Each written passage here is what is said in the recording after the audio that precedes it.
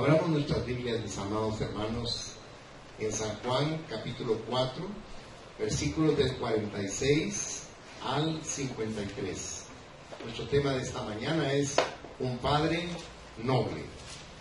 Y dice así la palabra de Dios, leída en el nombre del Padre, del Hijo y del Espíritu Santo. Vino pues Jesús otra vez a Caná de Galilea, donde había convertido el agua en vino, y había en Capernaum un oficial del rey, cuyo hijo estaba enfermo. Cuando oyó que Jesús había llegado de Judea a Galilea, vino a él y le rogó que descendiese y sanase a su hijo, que estaba a punto de morir. Entonces Jesús le dijo: si no viereis señales y prodigios, no creeréis. El oficial del rey dijo: Señor, desciende antes que mi hijo muera. Jesús le dijo: ve, tu hijo vive. Y el hombre creyó la palabra que Jesús le dijo y se fue. Cuando ya él descendía, sus siervos salieron a recibirle y le dieron nuevas diciendo: tu hijo vive. Entonces él les preguntó a qué hora había comenzado a mejorar, y le dijeron: ayer a las 7 le dejó la fiebre. El padre entonces entendió que aquella era la hora en que Jesús le había dicho: tu hijo vive, y creyó él con toda su casa. Padre, yo te doy gracias por esta mañana preciosa. Yo te doy gracias por la vida de cada uno de los padres que está aquí esta mañana. Y yo te ruego con todo mi corazón que descienda una unción poderosa tuya sobre sus vidas, sobre sus corazones, para que sean fortalecidos y puedan seguir en esa lucha cotidiana de llevar la bendición a sus hogares, Padre. Te ruego que no se aparte de ellos tu bien, tu amor, tu misericordia y tu luz, y que bendigas esta palabra, y que sea, Señor, como un bálsamo poderoso en nuestro corazón, para que nuestra fe se incremente y confiemos cada día más en ti, en el nombre de Jesús. Amén. Amén. Es interesante entonces ver que este padre oyó hablar de Jesús y escuchó y prestó atención a lo que había oído. No hizo oídos sordos al mensaje, no pensó que él era demasiado importante, no consideró que el mensaje era una tontería y no se burló de la persona que habló con él de Jesús. Y vemos entonces que el Señor se encuentra con este noble. Era un judío, era un oficial del rey Herodes. Quiero explicarles que la parte de Galilea era una parte del reino que había ahí. Y era un lugar muy próspero porque era por donde cruzaban todo el comercio que iba del occidente al oriente y viceversa. De tal manera que esa multitud de gente permitía que hubiera prosperidad en este lugar, y este hombre era un hombre próspero, un hombre rico, era de la nobleza y pertenecía al gobierno del rey. Y Jesús se encuentra con él, porque Jesús está sobre los rangos y sobre todas las posiciones, porque el Señor sabe que lo necesitamos, estemos donde estemos. Jesús también llega a ellos en la condición en que están y nos sirve. A cada uno de nosotros nos sirve Jesús. Pero es interesante también ver que este era un padre amoroso que buscaba ayuda para su hijo. Los padres sabios saben dónde buscar ayuda, y este hombre buscó la ayuda donde mejor podía hallar, con Jesucristo. Nada es cuando uno habla de la necesidad de un padre por la salud de un hijo. Al momento en que realmente uno está viendo a su hijo grave. Este hombre tenía a su hijo agonizante. Estaba cuidándolo en su lecho y no se apartaba de ahí. Pero escuchó esa buena noticia de que Jesús había regresado de Judea a Galilea y que había ido de una aldea que había ahí para Caná. Y es maravilloso ver cómo los padres muestran amor por sus hijos al llevarlos a Cristo. Y lo que nos ocupa esta mañana es un mensaje breve. pero que también debe importarnos mucho, porque este hombre noble encontró a Jesús, como leímos en los versículos 45 y 46. Jesús había estado fuera y regresó. Y cuando está en Galilea, se va del lugar donde estaba, cerca del mar, donde vivía Pedro, a Caná, de esa misma región, y eran 35 kilómetros a pie.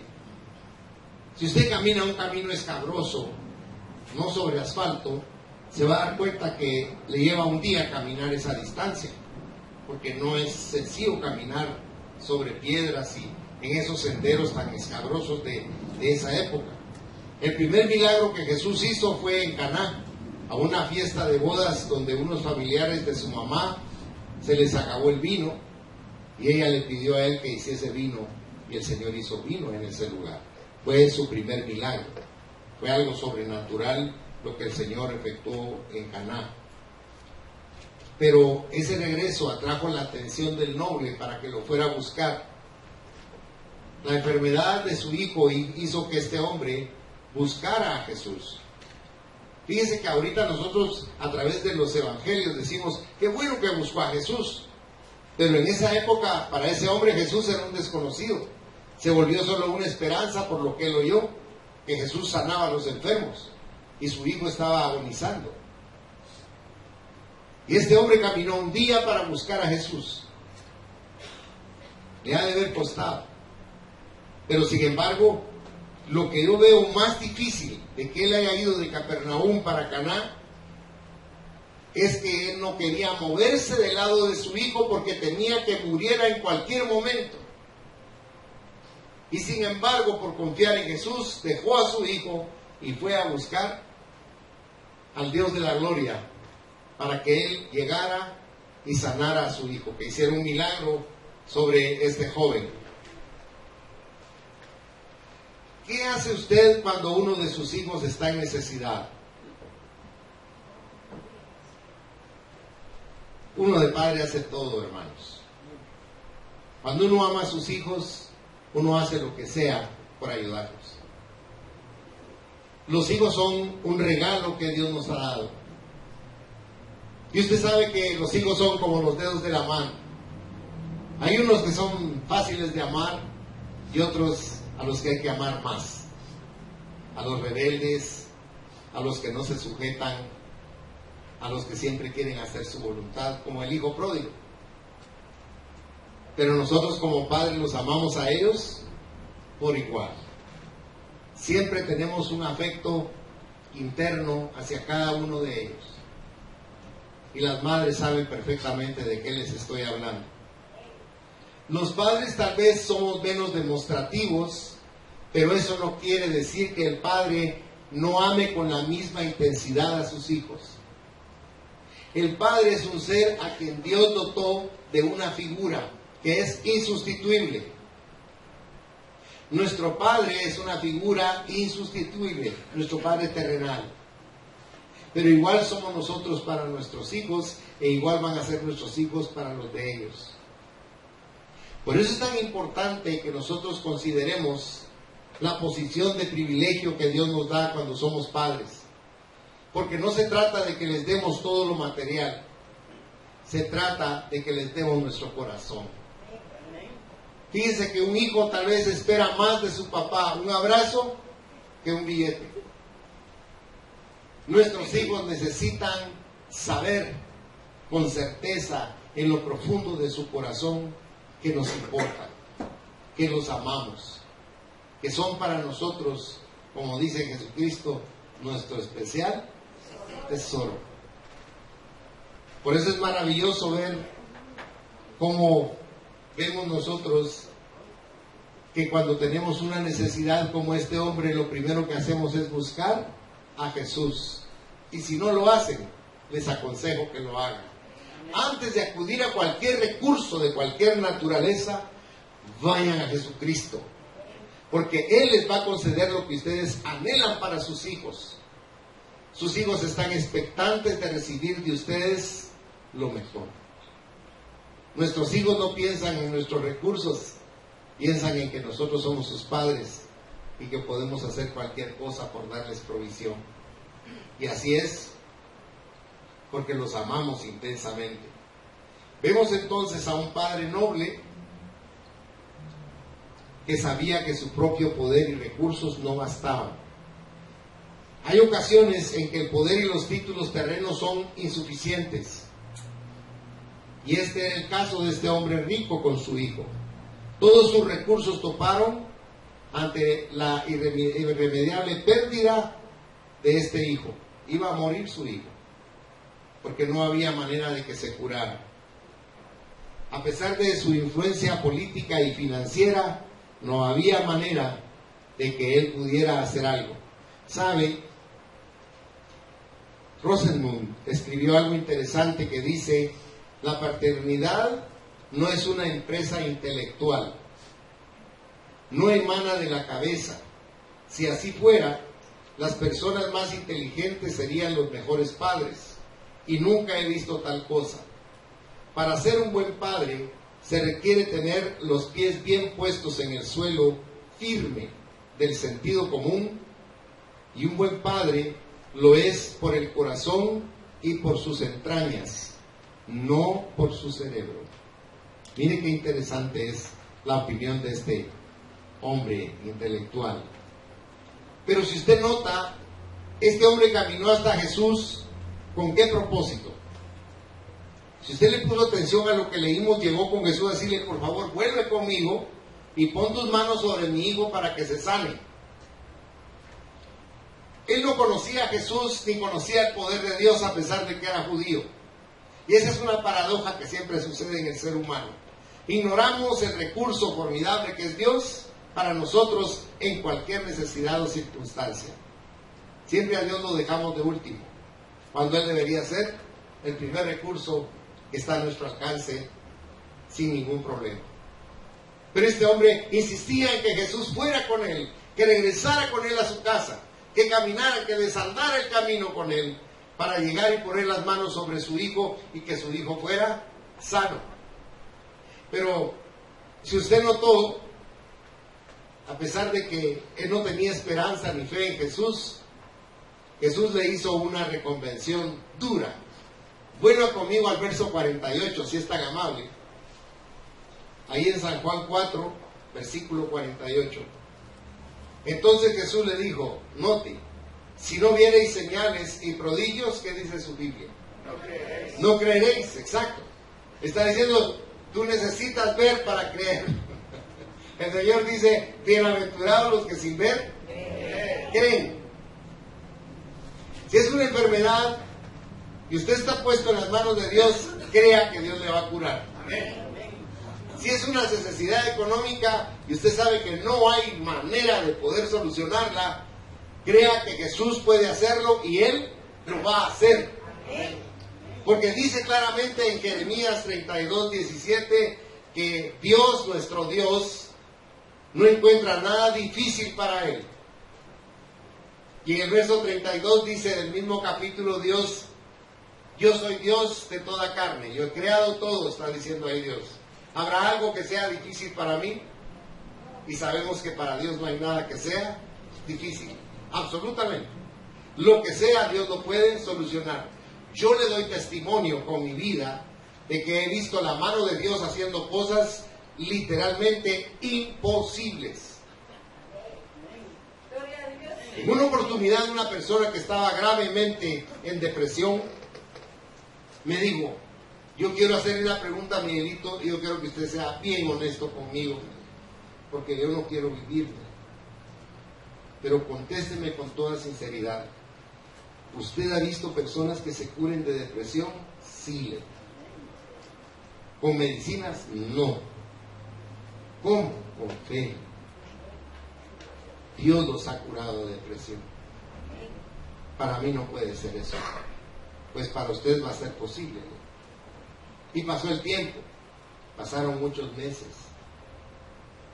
Pero él comprobó que era cierto lo que Dios dice. Porque Dios lo curó de la depresión. Lo sacó de una depresión de muerte. Porque saben una cosa, hermanos, Dios está por encima de todas las cosas. Le voy a poner un ejemplo simple. La Virgen María, una jovencita de 15 años, fue visitada por un ser angélico. El arcángel Gabriel llegó con él. Piense por un momento que una jovencita en esa época, su cuarto se le llenara de luz y viera a ese ser formidable que estaba frente a ella y que él le dijera que ella iba a quedar embarazada sin necesidad de haber estado con su esposo. ¿Cómo reaccionaría usted o yo? Con nuestro racionalismo, ¿verdad? La lógica y la razón. Igual reaccionó ella y le dijo, pero ¿cómo puede ser eso? Le digo, si yo nunca he estado con ningún hombre. Y la respuesta de ese ser angélico fue algo sobrenatural. Le dijo, lo que es imposible para los hombres, para Dios es posible. Lo que sucede es que nuestro corazón ha sido lleno de incredulidad por el mundo. El mundo que nos rodea es un mundo materialista que se fundamenta en lo que puede tocar y ver, en lo que puede razonar o racionalizar. Pero la fe es algo que desencaja en ese aspecto. La fe es algo que Dios pone en su corazón como un don, como un regalo, como un carisma, que si usted quiere lo toma y si usted quiere lo deja. Pero si usted quiere creer en su corazón, Dios le ayuda a que usted pueda llegar a creer realmente.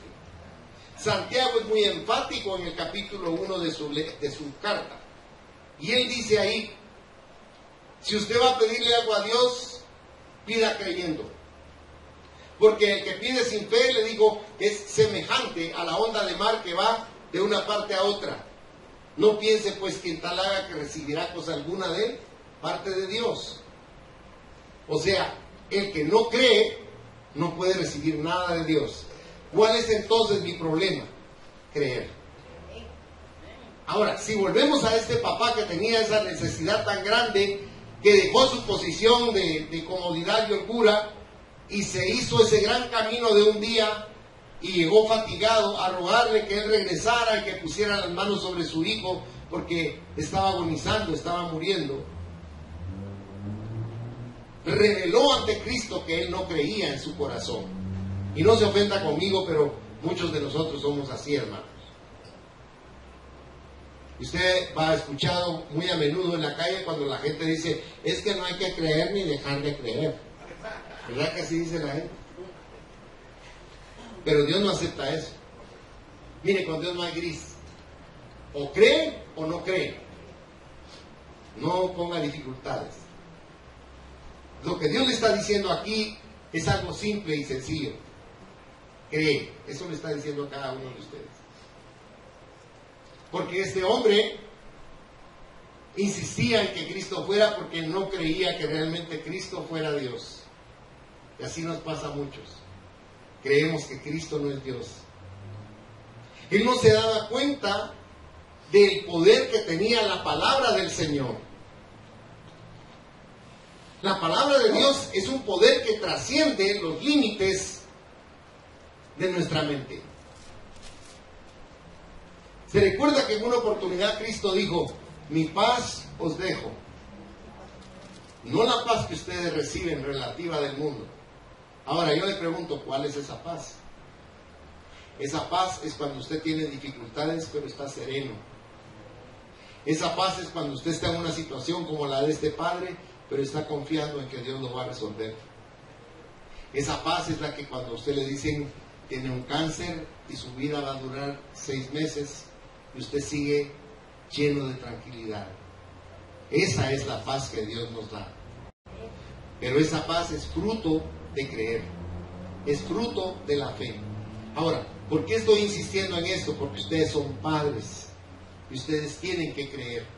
Sé que los recursos de ustedes están para sus hijos, pero puede ser que llegue un caso similar a este, donde ningún recurso que ustedes tengan puede resolver la situación.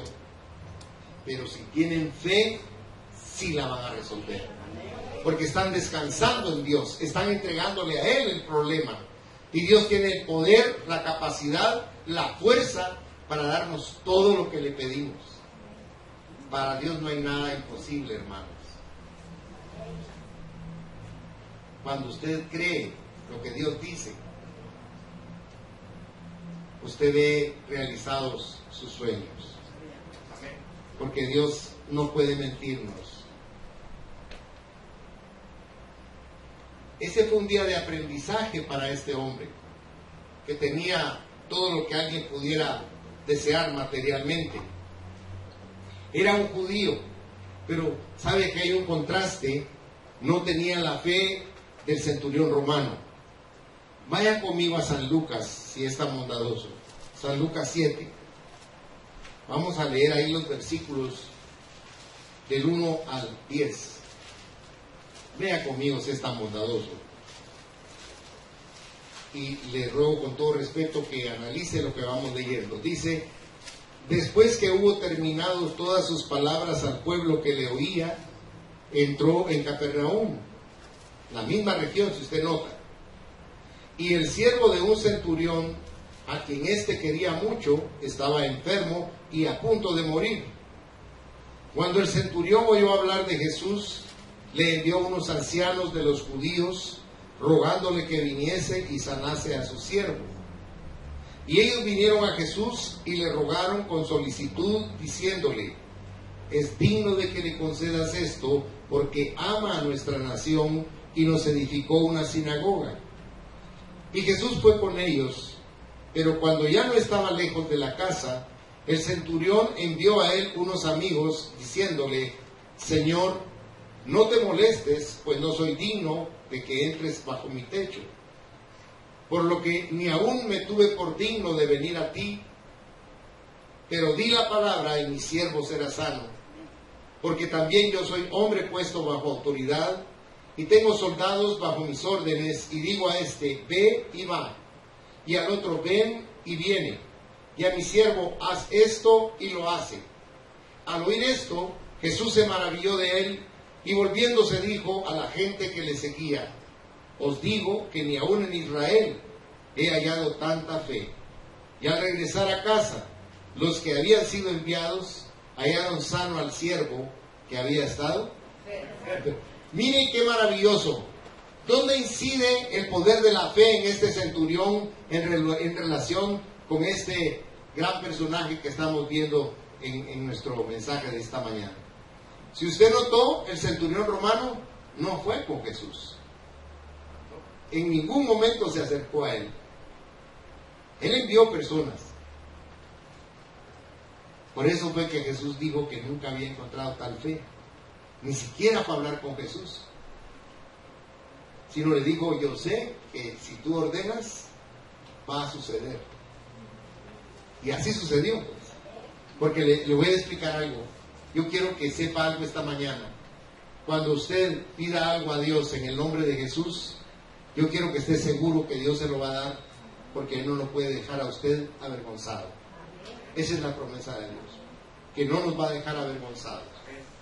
Él va a responder a lo que nosotros le pidamos. Pero recuerde, por favor, que para que eso suceda usted tiene que creer, tiene que tener fe. Porque a veces decimos: si yo le pedí pero no me hizo nada.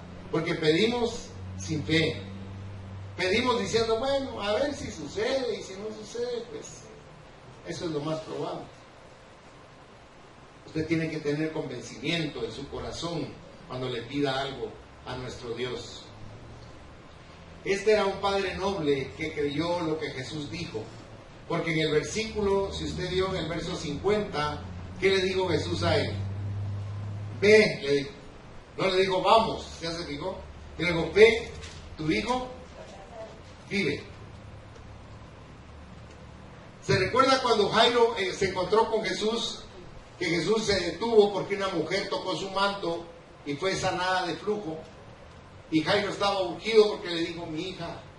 Y cuando estaba esperando a Jesús, con la tardanza de Jesús por esta mujer, cuando Jesús iba avanzando, Jairo le dijo: ya no, Señor, ya no vayamos, ya falleció. Y Jesús le dijo: sí, tiene razón, vámonos. Y se fue. ¿Ah? No, ¿verdad? ¿Qué le dijo Jesús? ¿Se recuerda? Tu hija vive. Y cuando entraron a la casa, los que estaban en la casa se burlaron de él y le dijeron: ¿cómo eres capaz de engañar a este pobre hombre? Sale aquí, si ella murió, está muerta.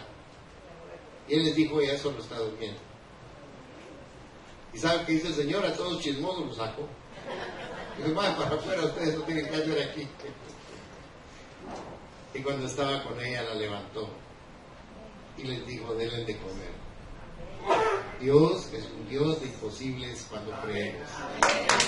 Vamos a Dios.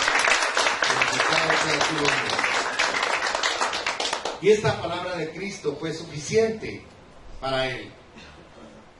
Él creyó la palabra que el Señor le estaba diciendo y se fue para su casa.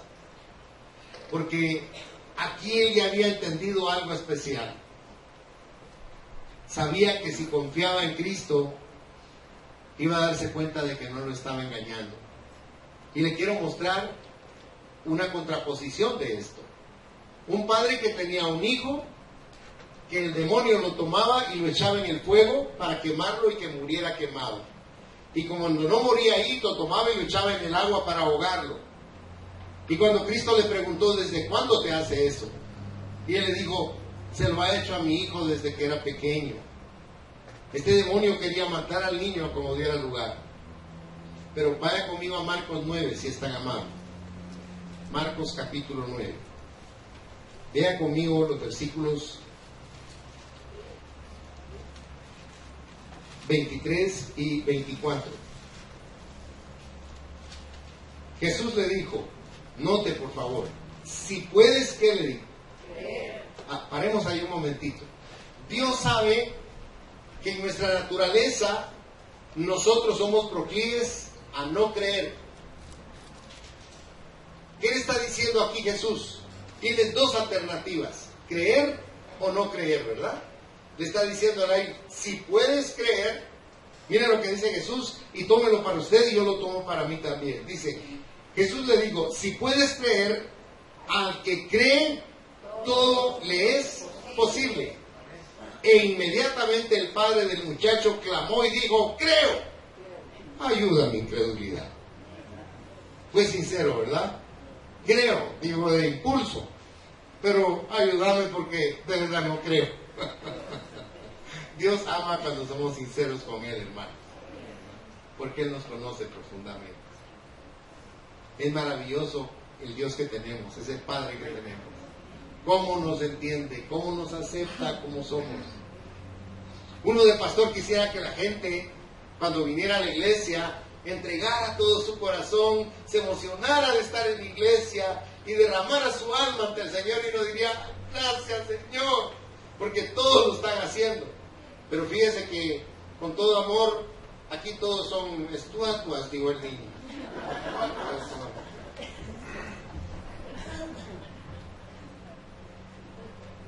Mira, si es que aplaude. Lleve a esas mismas personas cuando viene Juan Gabriel. Y ahí me va a contar. Ahí se desinhiben.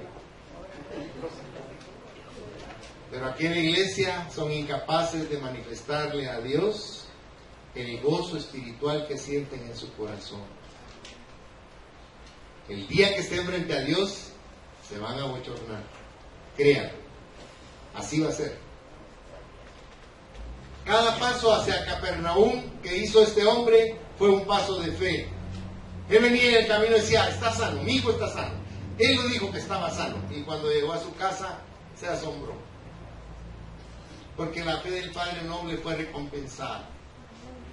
Dios hace así cuando nosotros queremos creer. Su hijo fue sanado en el momento en que Jesús le dijo, tu hijo vive. No simplemente vive, sino está sano. Y los siervos y miembros de la familia que hicieron, se entregaron a Jesús. Mire qué maravilloso es eso, ¿verdad? No simplemente hubo sanidad, sino hubo una entrega también. Le voy a explicar algo. Ahora que usted está vivo y que usted le abrió su corazón a Cristo, usted tiene vida eterna. Si usted muriera el día de hoy, nos va a dar tristeza que se vaya, pero al mismo tiempo vamos a saber con gozo que usted está en el lugar al cual vamos a ir nosotros posteriormente. Alabado sea Dios. Porque nuestros seres amados están con Dios, porque le abrieron su corazón a Cristo. Ahora, las personas que no tienen a Cristo en su corazón y fallecen, por esas sí lloremos. Y como decían antes, a moco tendido. Porque esas personas están en el infierno. Un lugar espantoso del cual nadie puede salir. El que entra al infierno no sale de ahí jamás. Le voy a poner eso más dramático. Ni Cristo los puede sacar de ahí. Es un edicto que ni Él puede cambiar. El que entra al infierno ya no sale jamás de ahí. Por eso le digo, cuando venimos a la iglesia, deberíamos de rebosar de gozo, de saber que tenemos vida eterna. Amén. A veces venimos a la iglesia con cara de circunstancia, y si nos hallamos un amigo en la calle, ¡ah!, hasta parece que fuera otra gente. Se desternían de risa hablando bobadas, en lugar de estar llenos de gozo y de bendición en la iglesia, manifestando la alegría de saber que tienen vida eterna. Desgraciadamente eso lo van a comprobar hasta el momento en que pasen el lindero. Yo glorifico a Dios que Él me ha permitido a mí tener gozo y alegría al estar aquí en la iglesia. ¿Saben una cosa, hermanos? Yo soy feliz aquí en la iglesia. En una oportunidad llegaron solo 5 personas a la iglesia. Tal vez otro pastor hubiera llorado. Yo estaba feliz. Porque a mí lo que me hace feliz es la presencia de Dios. Y Él siempre está aquí. En conclusión, entonces, la fe de este noble padre fue recompensada con poder. Si usted ve los versículos del 51 al 53, dice: cuando ya él descendía, sus siervos salieron a recibirle y le dieron nuevas diciendo: tu hijo vive. Entonces él les preguntó a qué hora había comenzado a estar mejor, y le dijeron: ayer a las 7 le dejó la fiebre. El padre entonces entendió que aquella era la hora en que Jesús le había dicho: tu hijo vive, y creyó él con toda su casa. Qué hermoso es que nuestra casa sea salva. Déjeme decirle algo. En Hechos 16:31 dice la palabra: cree en el Señor Jesucristo y serás salvo tú y tu casa. Crea en eso, porque el que hace la obra es Dios. A veces uno no puede convencer a nadie, pero Dios puede hacerlo. Toda la familia creyó. Hasta los sirvientes creyeron y fueron salvos. Porque venir a Jesús es lo más noble que un padre puede hacer para llevar a su familia. Yo tuve el privilegio de llegar a los pies de Jesús, a pesar de todos los estorbos que yo mismo tenía. Y por llegar a Jesús se convirtieron todos mis familiares. Se convirtió mi esposa, mis hijos, mis suegros, mis cuñados, mis sobrinos. Se convirtió mi papá, mi mamá, mis hermanas, mis sobrinos. Hay algunos ateos que viven en Suecia. Ellos dicen que Dios no existe. El otro día le escribí yo y le dije: vas a comprobar que Dios existe de la manera más dura, porque ese es el lado que estás buscando. Pero no, tío, yo te respeto mucho, que no sé qué, y me puso a él ahí, ¿verdad? Pero le dije: vas a saber que Dios es real. Dios no necesita que yo lo defienda. Él existe y Él está aquí esta mañana.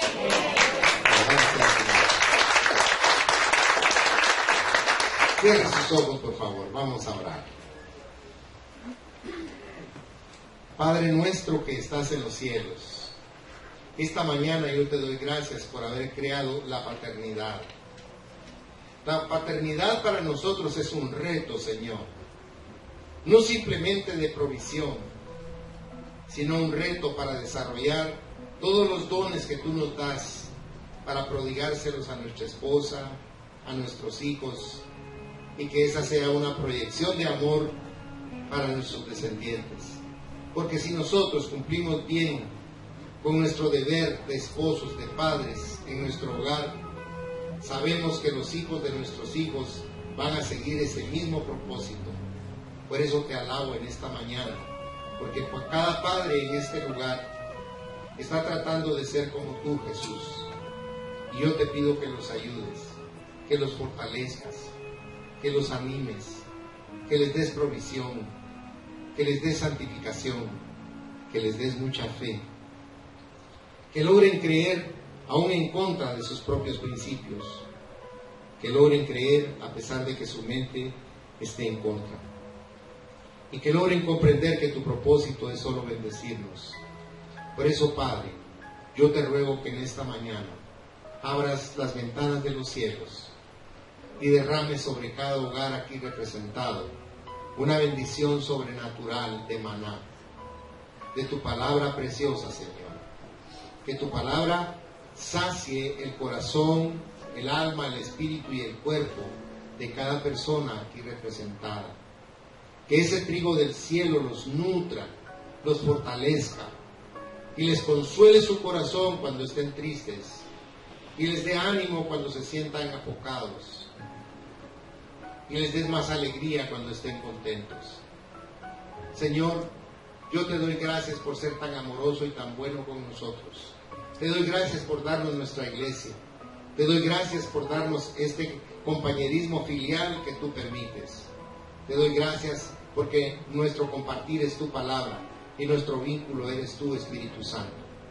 Por eso te pido que la paz tuya, que sobrepasa nuestro entendimiento, llene cada mente y cada corazón en esta mañana. Y que meditemos, Señor, en la bendición de tener un Padre o en la bendición de ser padres. Que el poder de nuestro Señor Jesucristo llene sus corazones y sus labios en esta mañana. Amén, Señor, y amén. Que el Señor les bendiga ricamente, mis amados hermanos.